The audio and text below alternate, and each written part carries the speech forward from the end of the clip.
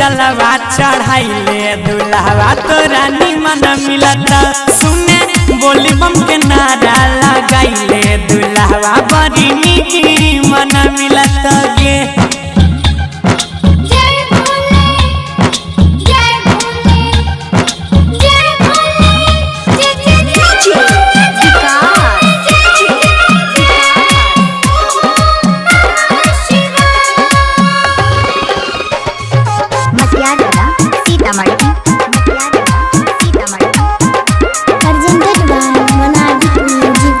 मौका पर मिलता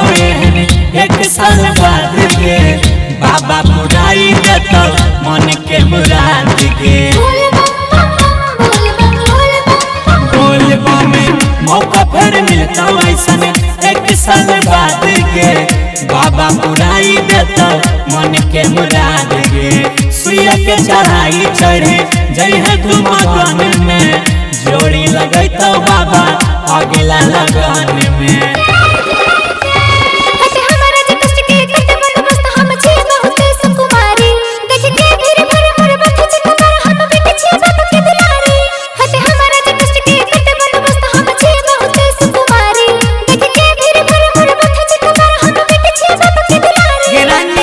भोला जी पे जलवा चढ़ाइले दुल्हवा बड़ी निमन मिलता सुने बोली बम के नारा लगाइले दुल्हवा बड़ी निमन मिलता गे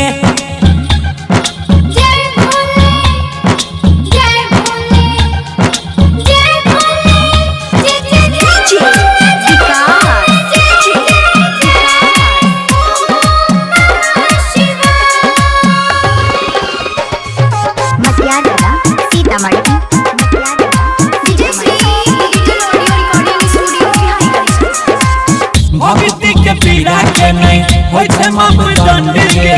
बाबा धाम जाके मिलता बहुत आनंद गे बोलबा में भक्ति के पीड़ा के नहीं होय छे मापदंड गे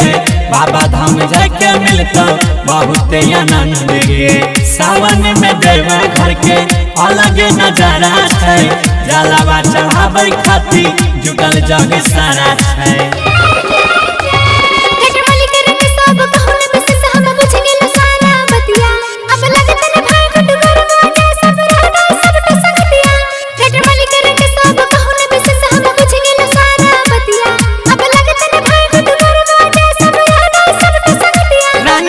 भोला जी पे जलवा चढ़ा लो हंस बैंड तुमको निमन मिलेगा रानी भोला जी पे जलवा चढ़ा लो यू विल गेट